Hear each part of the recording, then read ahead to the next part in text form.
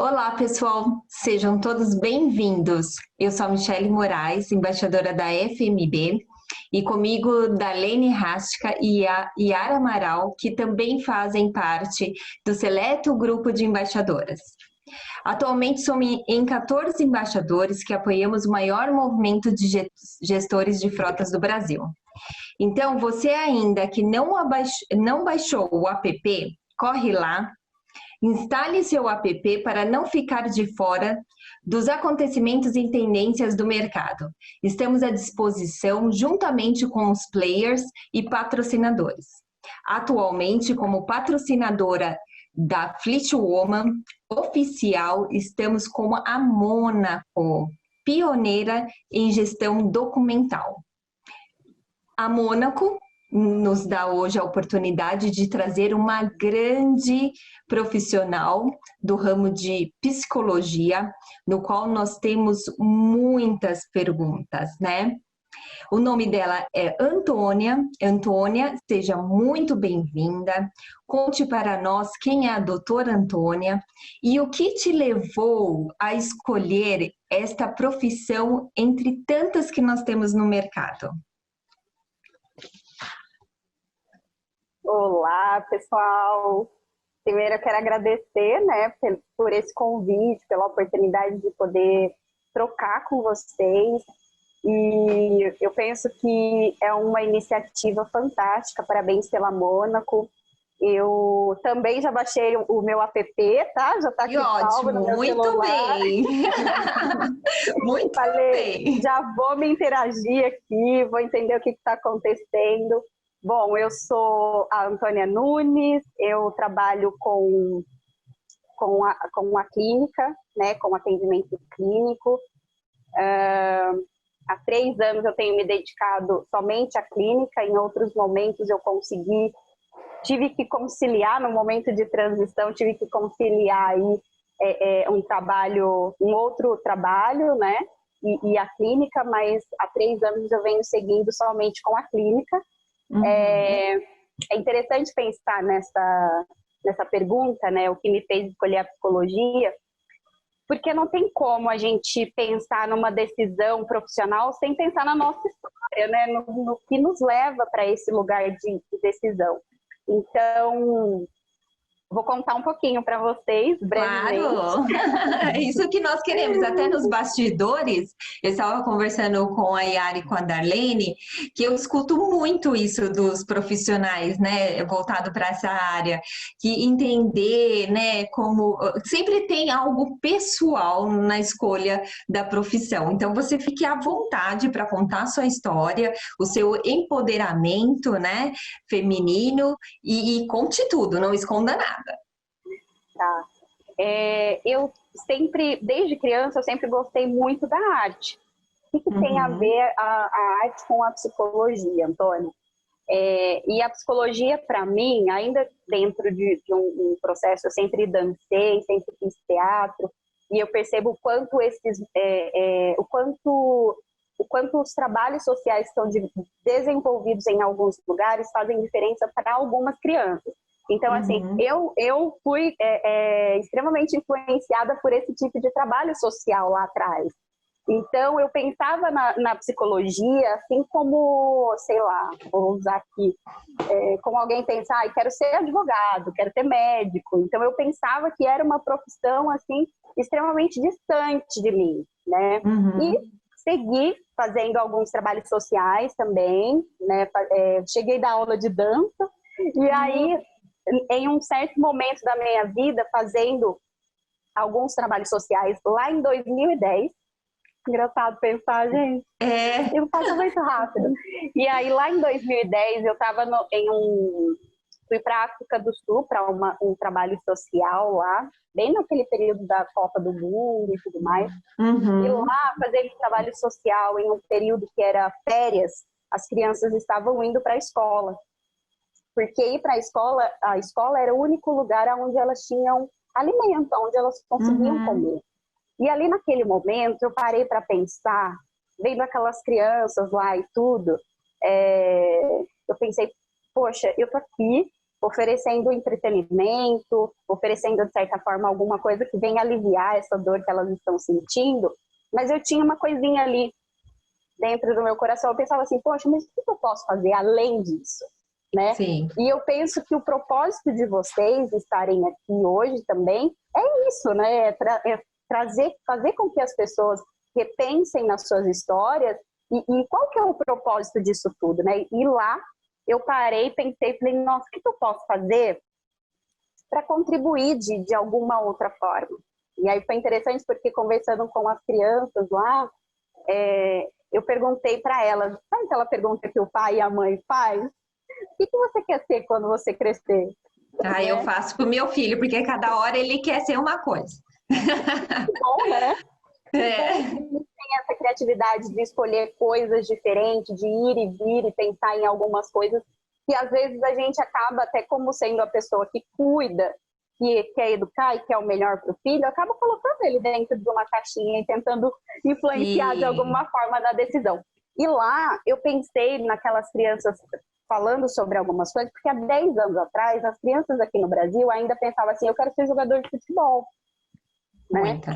Eu quero fazer, sei lá, eu quero... Tinha realmente ainda essa ideia, eu quero ser jogador de futebol. Era difícil você ouvir uma criança falando assim, eu quero ser... ou quero ser médico, né? Era difícil ouvir uma criança falando assim, eu quero ser enfermeiro, quero ser gestor de frota, né? E aí lá... as crianças começaram a responder essa pergunta para a gente e foi interessantíssimo porque elas trouxeram algumas respostas assim, olha, eu quero ser enfermeira porque eu quero ajudar a minha comunidade, eu quero ser policial porque eu quero ajudar a minha comunidade, todos, sem exceção, respondiam no finalzinho, eu quero ajudar a minha comunidade. E teve um que me chamou a atenção e ele disse assim, eu quero ser prefeito. Eu falei, uau, né? Difícil uma criança dizer, quero ir para a política, né? E o quanto é importante as crianças terem essa iniciativa. E aí, naquele momento, eu me vi me perguntando aquilo. O que eu quero ser quando eu crescer? Né? Apesar de eu já ser adulta. Sim. Apesar de eu já estar ali, há muito tempo que ele. Sim. E aí eu voltei lá atrás, naquela perguntinha, o que você quer ser quando crescer? E aí eu disse, eu quero ser psicóloga, né? É isso que eu quero. Então depois dessa... E lá foi onde eu realmente decidi que era isso que eu iria fazer. Então eu já tinha a psicologia ali dentro do meu coração, ali dentro da minha mente, me rodeando e admirando, e tendo isso como uma profissão de admiração e de desafio. Né? E aí quando eu voltei para o Brasil, eu falei, agora eu volto, né, para minha casa, para minha família, e retomo aos estudos e tudo mais. Voltei para o mercado de trabalho, né, todos os desafios pela frente. Sim. E foi assim onde eu acabei tomando essa decisão. E, Antônia, eu acho incrível as crianças, como elas são sinceras, né? Às vezes, eu tenho o meu filho de 7 anos, ele fala algumas coisas e eu falo assim, olha, eu acho que um anjinho deve ficar perto e deve falar, porque, assim, às vezes nem cabe a idade que ele tem, né? E pensando num assunto assim que voltado, né, para pobreza que tem lá na África, como eles são sofridos, né? E ainda tem essa ideia, eu falo assim, muito amor para querer trabalhar ajudando as outras pessoas. Muitas pessoas poderiam ser egoístas, falando, não, eu vou conseguir para mim porque eu nunca tive nada, então eu vou querer para mim. Não, eles têm o sentimento diferente disso, né? E aí, tocando, você pode ver que hoje eu, Darlene e Yara estamos com um tom de rosa, né? Em homenagem a esse mês que é maravilhoso, que é para lembrar, né? Por que as mulheres têm que se olhar, né? Cuidar do porque é tão corrido a nossa vida que às vezes a gente esquece de até ir no médico. E aí, a Yara vai te fazer uma pergunta no qual eu e ela estávamos conversando nos bastidores. Boa noite, Yara. Oi, boa noite, pessoal. Tudo bem, meninas? Estão todas lindas de rosa, defendendo essa causa tão bonita, né?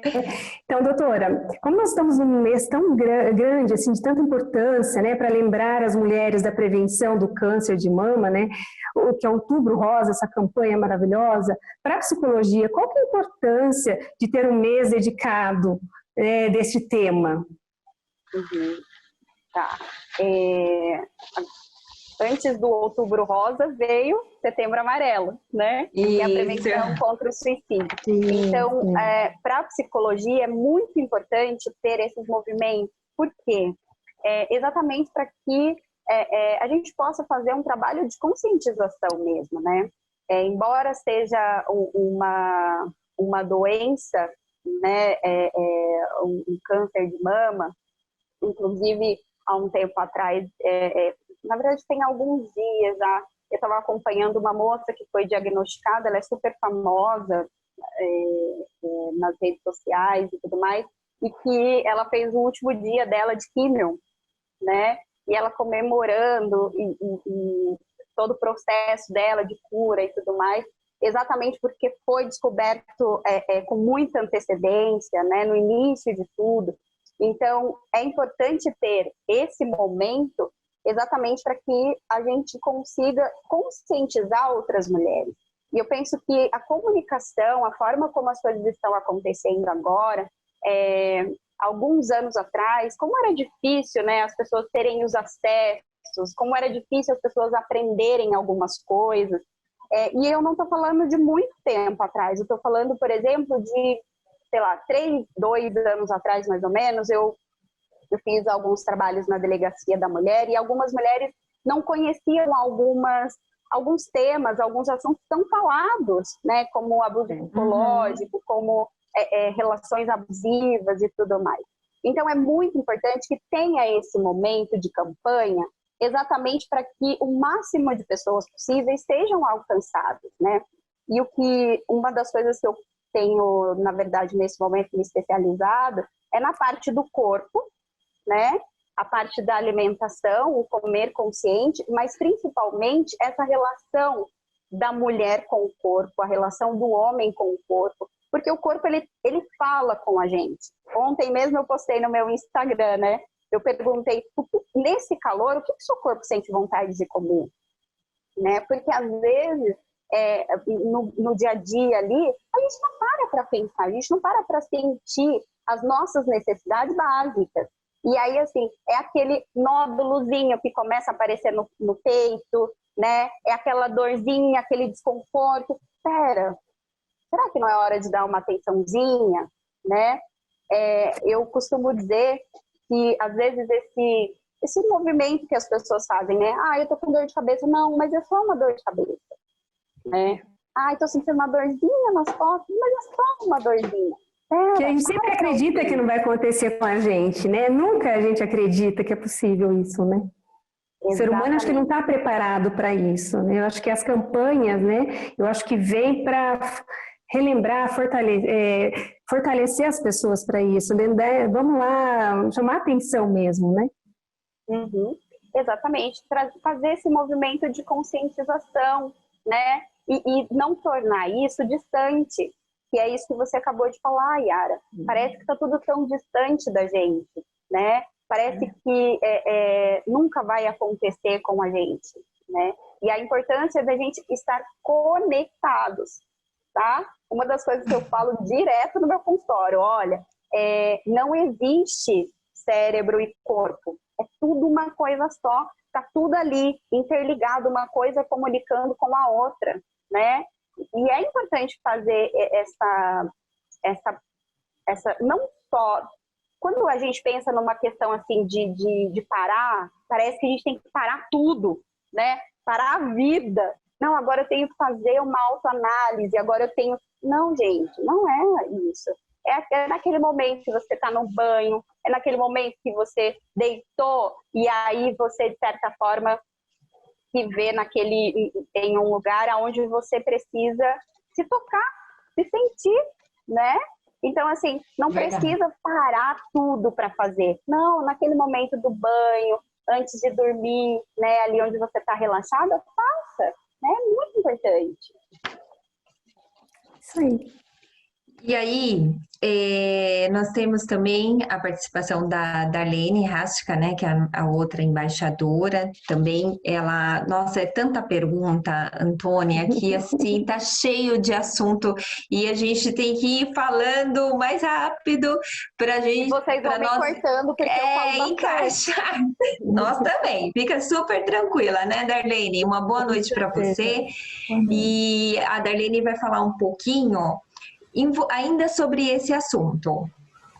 Sim. Boa noite, doutora Sônia, boa noite a todos os nossos ouvintes. Obrigada por mais essa oportunidade.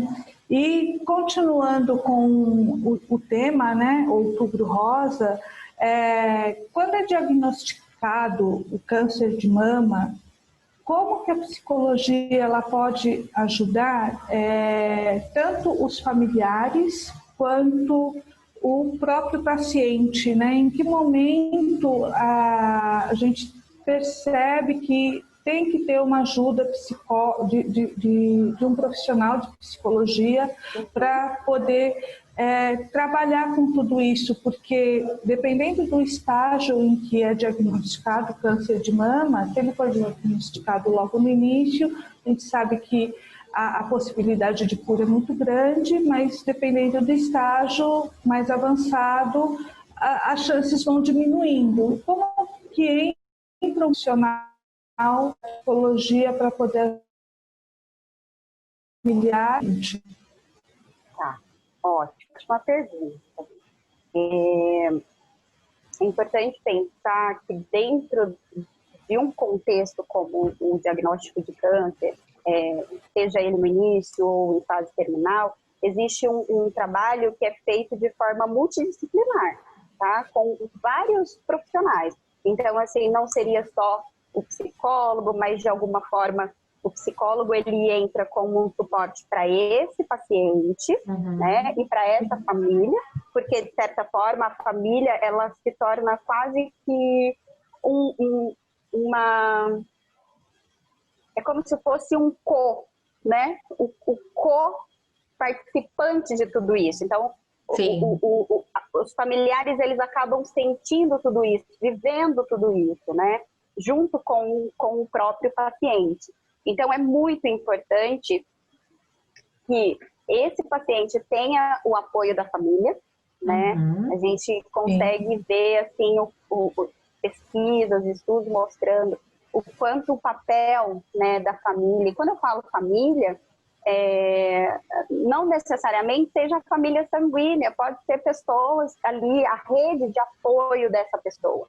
Então, é muito importante que esse paciente tenha uma rede de apoio. É muito importante que esse paciente seja acompanhado por todos os profissionais necessários, né? Até para que ele consiga, tem alguns livros que traz muito essa relação, né? De que embora exista a possibilidade, né, de lidar com um diagnóstico tão difícil como aquele, de certa forma também existe um luto sendo vivido ali que você não sabe se realmente o resultado de tudo aquilo vai ser positivo ou não, vai ser o resultado de cura ou não. Por isso a importância, né, da gente fazer esse autotoque, né, da gente realmente sentir o nosso corpo, fazer esse autoexame e ao perceber qualquer coisa procurar o médico o quanto antes, né? Ô, Antônia, e eu acho, assim,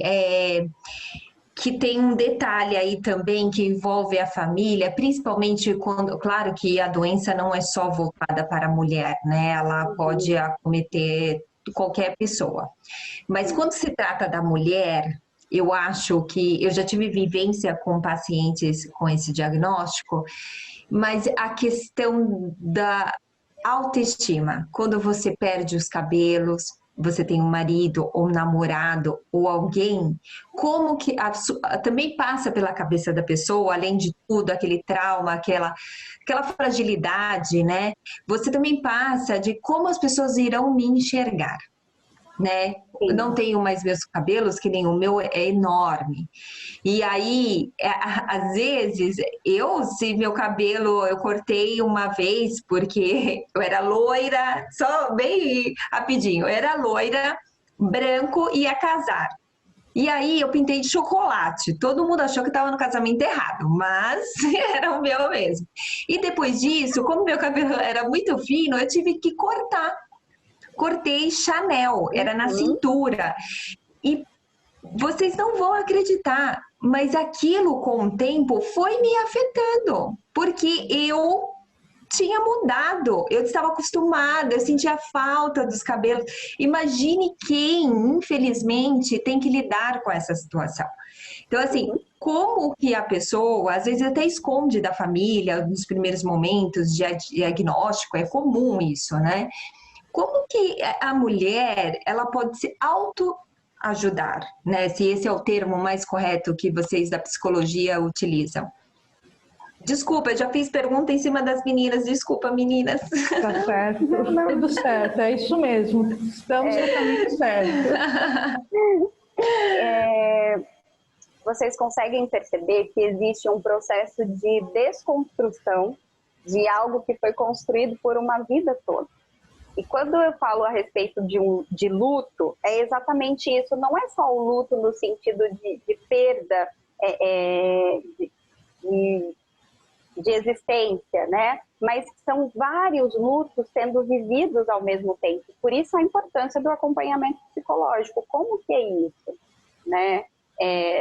Tem alguns relatos de algumas pessoas, por exemplo, que quando tem a perda do cabelo, o cabelo não nasce da mesma forma que antes, né? Às vezes pode nascer mais grosso, às vezes pode nascer mais fino, né? Então, assim, tem pessoas que trazem alguns relatos de que veio completamente diferente do que era. E aí, como é que é lidar com isso, né? Como é que é perder? Porque, de certa forma, você está desconstruindo ali uma identidade, né? É como você disse, Michele, meu cabelo estava de uma forma e depois eu me vi de outra forma. Como é que eu existo nesse corpo e agora eu não sei mais se é meu ou não, né? Exatamente. Então, é muito importante, porque eu gosto muito de trazer de uma forma muito ilustrativa, prática, algumas questões, principalmente nesse sentido. A importância da psicologia, a importância do processo terapêutico, o acompanhamento terapêutico para uma paciente com uma situação como essa, né? É extremamente importante, até para que ela se conecte com a própria história. Que ainda que algumas coisas estejam sendo perdidas, existem outras ali, né? E a gente vive num processo que, embora a gente está falando aqui de um câncer, né, de mama, mas vamos pensar, constantemente a gente está em evolução, constantemente a gente está mudando, né? Se a gente for olhar para nossas imagens alguns anos atrás, talvez a gente era mais magra, talvez a gente era mais fininha, né? Então é importante. Então é importante a gente também ir nesse processo, no caminho onde a gente olha para aquilo que nós somos e para aquilo que nós temos e tentamos entender o que a gente faz com isso. Eu aceito, eu não aceito. Se eu não aceito, como que eu lido com isso? Se eu aceito, ótimo, né? E isso vale, Antônia, até para a carreira, né? Que quando você faz uma transição de carreira, ou quando você começa no local que você não está consolidada, você fala onde eu estou, né? Eu faço essa comparação porque é exatamente, são dois assuntos totalmente diferentes, mas a insegurança do seu eu para todo o segmento, né? Sim. E a Yara também estava comentando comigo, né, Yara? Referente isso, eu até aproveitar essa colocação de vocês, né, da importância dessa autovalorizar, né, de você se aceitar como você está, como você é, no momento que você está vivendo, né. Então, neste mundo que nós estamos vivendo, o que muda no atendimento profissional e paciente? Sabendo que não devemos parar esse tratamento, né, o que é melhor a ser feito? Quais são as suas dicas? Como que está sendo tratado agora com essa pandemia, com toda essa mudança que nós estamos vivendo? É importante, porque importantíssima a sua pergunta, Yara. Algumas pessoas agora, nesse período de pandemia, vamos pensar aqui, como que a vida era antes da pandemia? Alguém lembra como que a vida era antes da pandemia?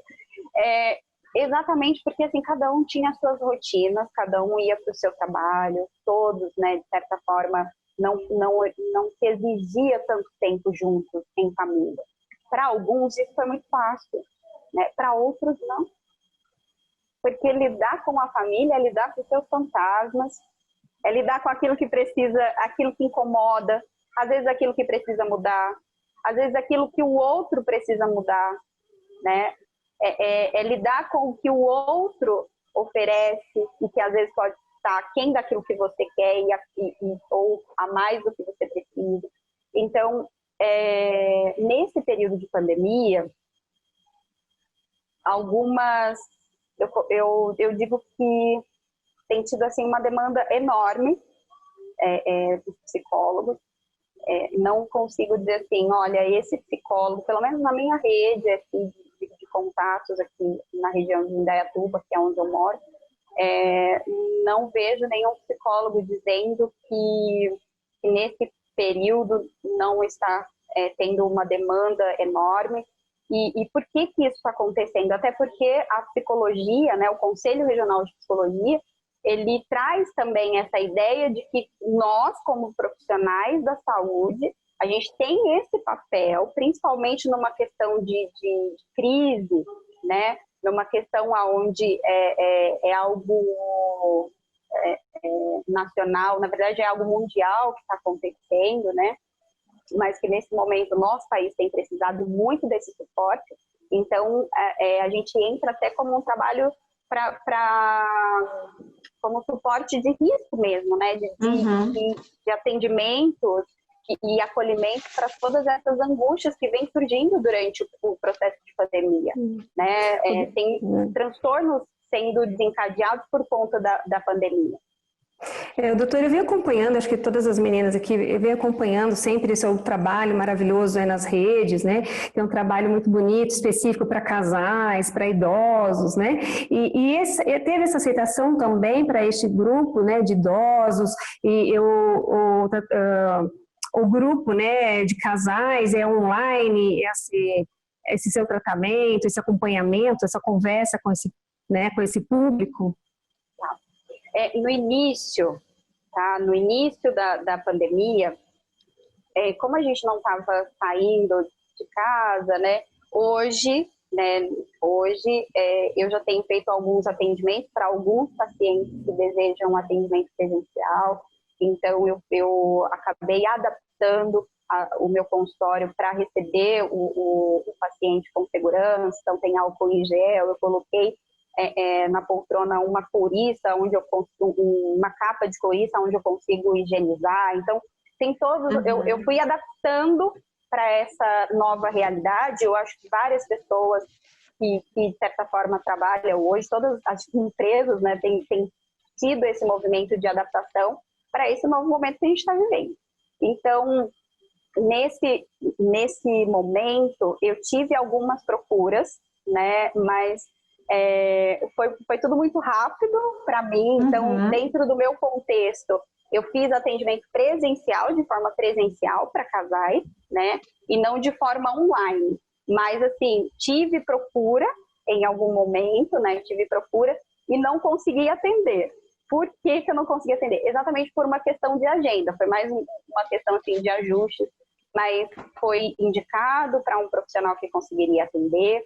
E é importante falar isso para vocês. A maioria dos casais, quando procuram, eles pedem para que seja presencial, pelo menos dentro ali do que me procuraram, dentro das demandas que eu tive, na verdade. Então, é importante perceber também o funcionamento, né? O desejo também de sair dessa casa, o desejo de estar em um ambiente diferente ali do próprio lar mesmo. E, doutora Antônia, esse primeiro passo é sempre do homem ou da mulher, assim, que vai, não, vamos por uma terapia, vamos por uma psicóloga? E quem que dá o primeiro passo? Porque a mulher tende a pegar a situação, vamos resolver agora, mas conta para nós, quem que dá esse primeiro passo? Quem que te procura mais? Olha, na maioria das vezes, o que faz... eu vou dizer assim, que dentro das procuras eu tive um empate aí, tá? Eu tive um empate. Por que eu tive um empate? Porque assim, não é uma regra, mas dentro assim, do conhecimento, normalmente uma terapia de casal não dura muito tempo. Uhum. Na verdade, o que acontece na maioria das vezes é assim, Antônia, estou em um processo de divórcio, aonde eu assino, posso assinar ou não. Eles são práticos. E assim, mas eu tive essas duas demandas, assim, no sentido, acho que muito, muito parecido, muito igual, tanto o homem quanto a mulher. E isso é uma coisa que, embora seja difícil, porque é uma situação difícil quando chega, não é porque está tudo bem, é porque alguma coisa está fora do lugar, é porque alguma coisa não está saindo da forma como eles desejam. Mas eu penso que o fato de fazer esse movimento, de procurar um profissional, de pedir ajuda, é de uma maturidade, de uma coragem. Eu tive a oportunidade de atender dentro do consultório pessoas com casamentos assim, há mais de 15 anos, há mais de 20 anos. Então, fazer esse movimento, né, de sair ali, de procurar uma ajuda profissional, sair dessa autossuficiência e dizer que eu consigo e tudo mais, é de uma coragem muito grande. Sim, né? Com certeza. Então, eu tive as duas procuras, eu tive a procura de mulheres aonde agendavam, né? E eu tive homens também, né? Acho que bom, no início de tudo foi os homens. Gente, não nada contra os homens, pelo amor de Deus, mas é que o homem tende a demorar um pouco mais, né? De falar, não, precisamos, vamos fazer, ou, né, para amenizar a situação, vamos aí seguir esse caminho, porque é muito importante, né? Para quem já fez, para quem já se consultou com uma psicóloga, não é só esses momentos, né, de separação, ou se é de uma doença, não é. É um profissional que você pode contar por muitas situações, né? Acaba virando coaching, né? De como você lidar com algumas situações até dentro do trabalho, né? Em reuniões difíceis, ou como nós vamos falar um pouquinho mais para frente, mas já adiantando, como conciliar uma coisa com a outra, né? E a Darlene, a Darlene tem muitas curiosidades também, porque ela fez tanta pergunta pra gente, que a gente falou, meu Deus, será que vai dar tempo, Darlene? A gente... Pode perguntar, Darlene. Eu elaborei algumas perguntas, porque é o dia a dia que a gente vive, né? Sim. E com toda essa pandemia, eu acredito que também a gente tem um estresse, não só profissional, mas um estresse emocional também muito alto por conta desse isolamento, né? Então, às vezes a pessoa que ela não era estressada, ela acaba sendo, porque ela não tem mais aquele social. Então, isso acaba desenvolvendo um estresse e todo mundo acha que é frescura, mas na realidade um estresse ela é uma doença seríssima e se não for tratada adequadamente, pode ter estragos assim grandiosos na vida da pessoa, né? E voltando, falando um pouquinho do estresse, as pessoas elas estão assim nesse momento não só do isolamento social, né, mas ao mesmo tempo procurando as redes sociais para poder se comunicar. Como que, voltando para o estresse, como que a doutora Antônia vê tudo isto? É é importante fazer uma distinção, né, do que é estresse, do que é ansiedade, tá? Então, eu costumo trazer essa distinção também dentro do consultório para o meu paciente, né? O que é estresse? O que é ansiedade?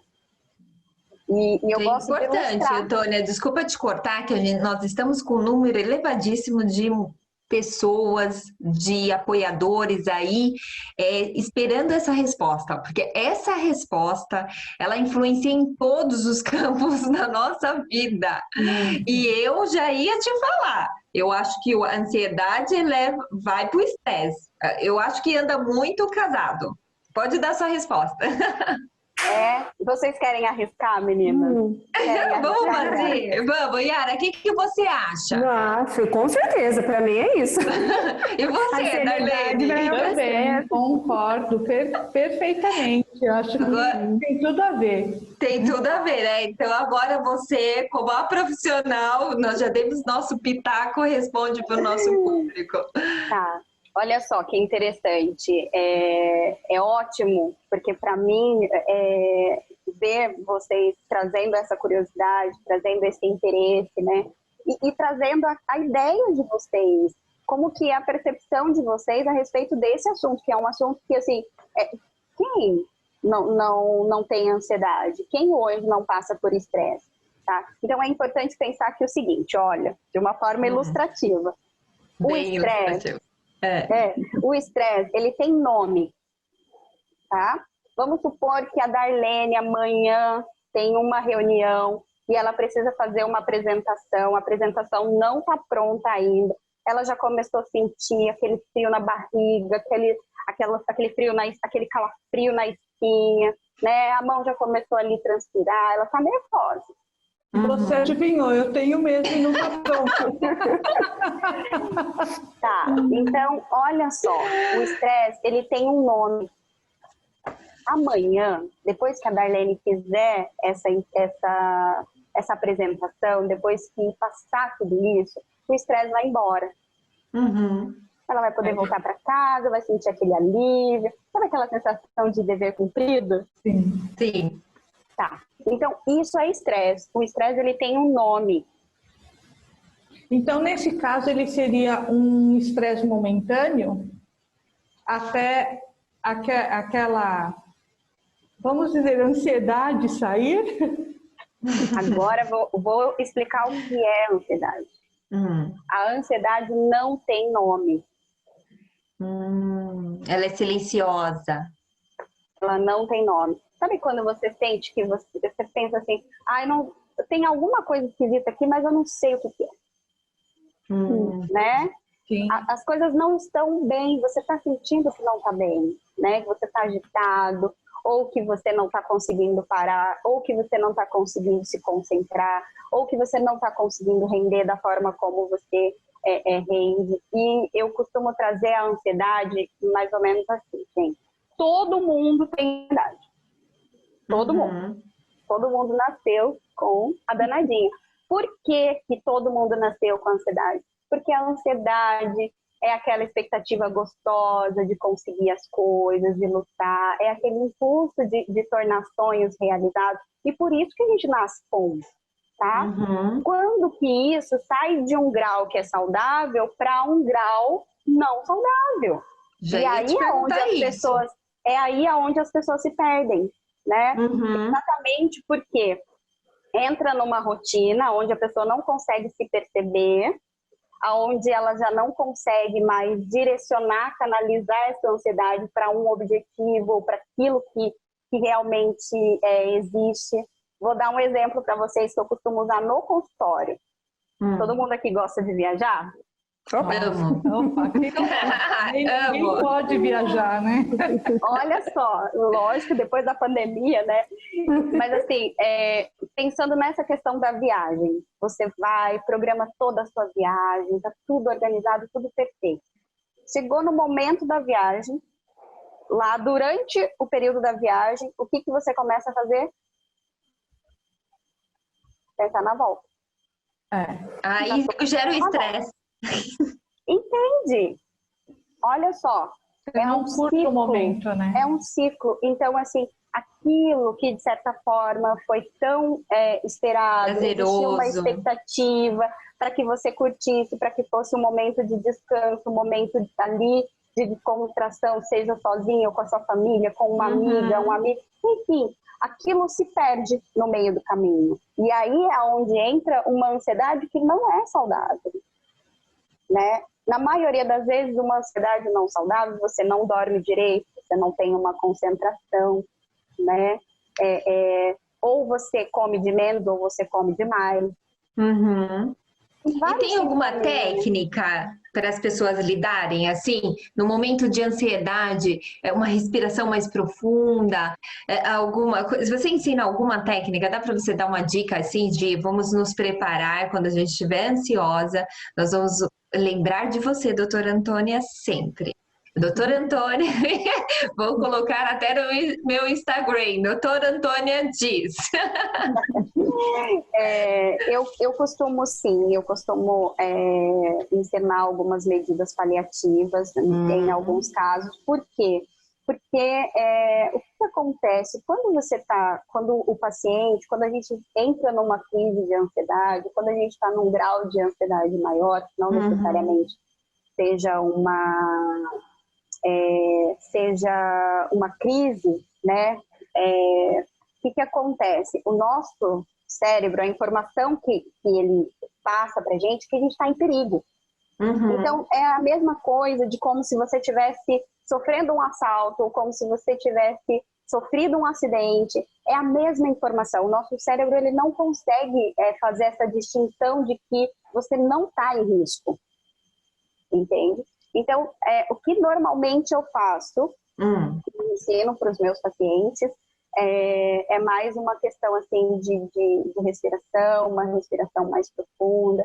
Normalmente eu também indico meditação, né, procurar ou um aplicativo, ou até mesmo fazer yoga, algum exercício, uma caminhada, é muito importante. O exercício físico libera endorfina, então isso de certa forma traz um equilíbrio, tá? Eu costumo dizer que isso é uma dica maravilhosa, né, para esse público, porque principalmente em processo de entrevista. Sim. Não é que ocorre muito isso no processo de gestão de frotas, né, a rotatividade, eu acho que essas dicas são importantes, né? Então, caminhada, alimentação também, que acho que na questão da ansiedade, todo mundo desconta na alimentação, não é? E acho também, Yara, desculpa, Antônia, mas assim, aí o que a Yara falou faz muito sentido, porque tem muitas mulheres e outras pessoas que elas tiram a habilitação e depois elas ficam com temor do trânsito. Não, o carro vai chegar perto de mim, então existe muito essa questão. Então nós podemos falar assim que isso, o que causa é a ansiedade, né? Às vezes ela é até boa na condução do veículo, mas a ansiedade não deixa ela ter o sucesso? Sim, e aí é importante. Não tem como dizer que não tem como afirmar que seja só a ansiedade, provavelmente possa ter algumas outras questões relacionadas à insegurança, relacionadas até ao próprio histórico, às vezes algum tipo de trauma, né? Então, é importante que a pessoa ela consiga respeitar a própria história nesse sentido, né? De entender. E tem algo que é importante trazer, né? A condução, o conduzir o carro, e por isso eu estava até pensando, né, na condução. Por que os ânimos se esquentam quando a gente está conduzindo? Por que, de alguma forma, algumas pessoas se transformam? Eu tenho uma amiga que um dia me disse, olha, eu não sei o que acontece comigo quando eu estou dirigindo. Parece que alguma coisa toma conta de mim. Ela tem que respirar. Eu não consigo ver um carro do meu lado, que aí eu tenho que... né? E é importante pensar nisso. O que acontece? O que será que quando a gente está no volante, de certa forma... aparece alguma coisa dentro de nós que normalmente a gente não deixa aparecer. E você falando nesse assunto, Antônia, era uma das nossas perguntas que os embaixadores homens fizeram para que a gente transmitisse para você. Então, é um comportamento, eu acho que isso é bacana você falar, né?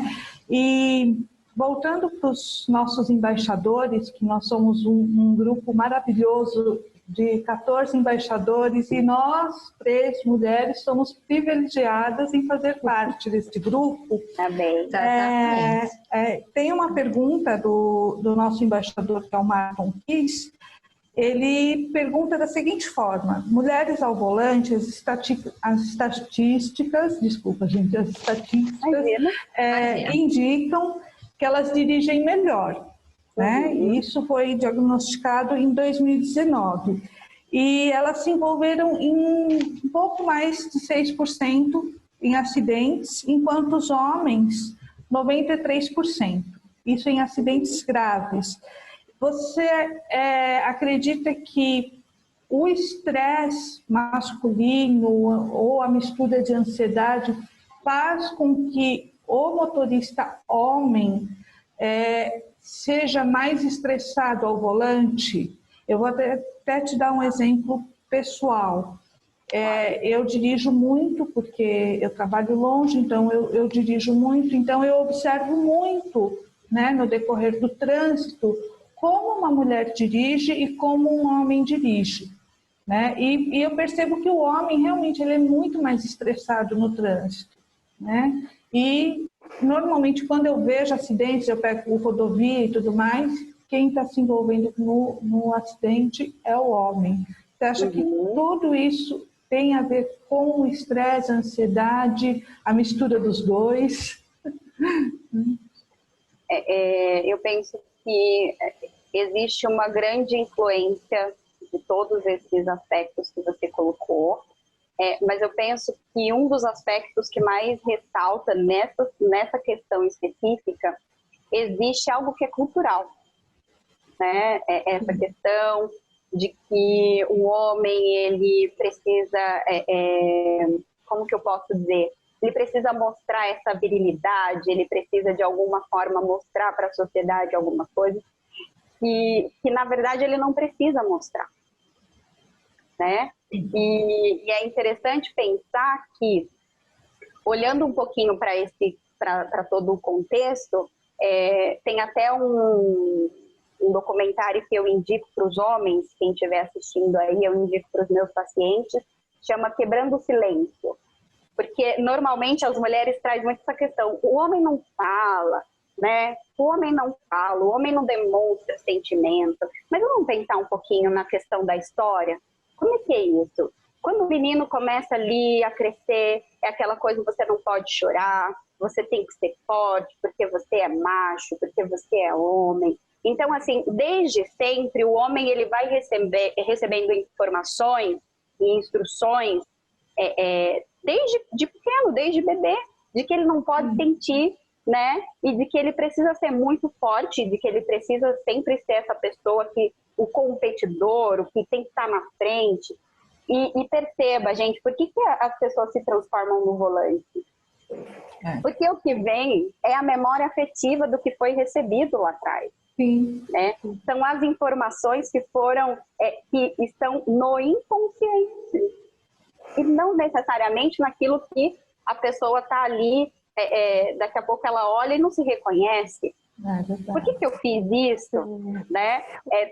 Em alguns momentos eu também dirijo e é incrível. Se eu tiver parei no farol, parei ali no semáforo, se for um homem que estiver do meu lado, ele não aceita que eu saia na frente dele. Não, ele vai querer sair primeiro. É verdade. Com certeza. Verdade. Tem essa necessidade de mostrar o quanto, de alguma forma, ele precisa estar à frente disso. E assim, percebam, na verdade, que assim, não é por mal, tá? Existe toda uma questão cultural que foi, de certa forma, até colocada. E aí, assim, essa questão do que o homem precisa ser agressivo, né? Ele precisa mostrar essa agressividade nas entregas dele ali do dia a dia. E é quase que inevitável isso não transparecer também no trânsito, Ô, doutora, você acha que também isso é cultural para as mulheres, que nós temos a sobrecarga, né, das tarefas, dos trabalhos, em alguns momentos, que podemos, né, conciliar a vida profissional e pessoal, né? Porque mulher tem que dar conta de tudo, do marido, do filho, do trabalho. Isso também você identifica como cultural? Sim. Ou não? E olha, tem umas dicas para nós aí psicologicamente? Além de respirar muito, né? Além de respirar muito nesses momentos, quais as outras dicas? 5 minutos, tá? Terapia. Primeiro, terapia. Eu acho que o processo terapêutico é importantíssimo nesse sentido, e aí eu quero colocar isso para vocês, né? O quanto a gente fala do burnout no sentido do trabalho, da empresa, né? E é interessante porque em algum momento no consultório houve um momento onde eu atendi uma pessoa com burnout, e claro que diante de sigilos e tudo mais não posso dar maiores detalhes, mas que assim, não tinha uma CLT assinada, estava em casa, né, trabalhando, cuidando das crianças e toda uma demanda, e até trabalhar com essa pessoa para que ela entendesse que ali era um burnout. Como assim, Antônia, um burnout, né? É importante vocês saberem que o burnout ele pode acontecer com uma CLT ou sem uma CLT, né?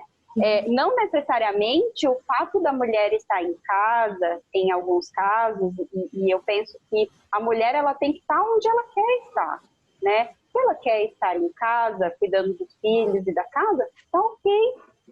Né? Se de alguma forma ela opta por trabalhar, ir para o mercado de trabalho, e aí é muito importante pensar no quê? Né? Na paternagem e na maternagem. Né? Algumas pessoas acabam, de certa forma, não pensando na paternagem, na maternagem, depois vocês cortam. E maternagem, exatamente, sabe por quê? Porque eles trocam, eles veem isso como paternidade, como maternidade, e na verdade não é, né? O homem acaba vendo que essa paternagem acontece quando, né? Essa paternidade, na verdade, acontece quando ele sai para o trabalho, quando ele tem que prover. Não, os papéis precisam ser divididos, né? É muito importante que os papéis sejam divididos, que as atividades sejam divididas, até para que nós, mulheres, consigamos também fazer aquilo que a gente quer fazer, né? Então, a gente tem muita influência cultural. São coisas assim que a gente levaria horas aqui falando. Com certeza. Exatamente. E aí, doutora Antônia, infelizmente o Instagram, ele não dá mais tempo. Olha, o assunto tá tão gostoso, tem tantas perguntas que ficaria até para uma segunda live sobre tudo isso. Deixando já as suas dicas finais, né? Que recado que você daria para as pessoas manterem a qualidade de vida nesse novo mundo? Uma das coisas que eu vejo que é fundamental para quem consegue, tem alguns lugares que hoje, até diante da pandemia, tem alguns lugares que estão fazendo atendimentos gratuitos para acompanhamento psicológico, né? Em casos de emergência. Então, o processo terapêutico é muito importante, quem consegue fazer é fundamental, é extremamente importante. Penso que uma questão alimentar, né, uma boa alimentação, pensando nessa questão da ansiedade, do estresse, em alguns momentos a gente pensa assim, poxa, como que eu posso fazer para controlar o estresse? Como que essa questão alimentar, o alimento ele se torna uma química no nosso corpo. Então isso pode influenciar diretamente nas nossas emoções, né, nas sensações. Então, Antônia, que tipo de alimento você acha ou você vê que contribui para que isso aumente? Refrigerante, carboidrato, né? Então, é importante. Chocolate não, né? O chocolate está liberado. na verdade, tudo está liberado, e eu prefiro pensar dessa forma e prefiro também colocar dessa forma. Tudo é liberado, né? Não existe o certo ou errado, mas assim, é importante você, dentro ali da sua necessidade, dentro do que você tem, entender o que é melhor para você. Entender se naquele momento que você tá, o chocolatinho é ok, né? Mas entender também por que você quis comer o chocolatinho. O que te fez querer o chocolatinho? O que te fez procurar o doce? Né? Porque às vezes a busca por um tipo de alimento específico é uma fuga. É alguma coisa ali no meio do caminho, né? Que está de alguma forma ali te trazendo para olhar para alguma coisa que está te incomodando, que de alguma forma, por algum aspecto ali, não tá te gerando um desconforto e que você precisa gerar essa compensação aí, né? Entendi. Consegui Meninas, responder? otimamente. Meninas, vocês têm mais alguma pergunta antes dos agradecimentos finais? Teríamos muitas perguntas, né? Mas o tempo é pequeno, né? É curto, então eu gostaria de dar os agradecimentos primeiramente para a Antônia. Doutora Antônia, muito obrigada pela sua disponibilidade, suas dicas. Pode ter certeza que muitos dos nossos ouvintes e espectadores vão segui-las. Tá? Um agradecimento especial à Mônaco, pioneira em gestão documental, patrocinadora oficial do nosso programa Pretty Women. E para a nossa próxima live, nós vamos ter uma pessoa também espetacular, que vai falar muito sobre gestão de frotas e a paixão que ela tem sobre gestão de frotas. Aguardem e nos vemos na próxima quarta-feira. Boa noite, pessoal. Um beijo para todos. Boa noite, pessoal. Até a próxima. Boa noite, doutora Antônia. Até mais. Boa noite. Muito obrigada.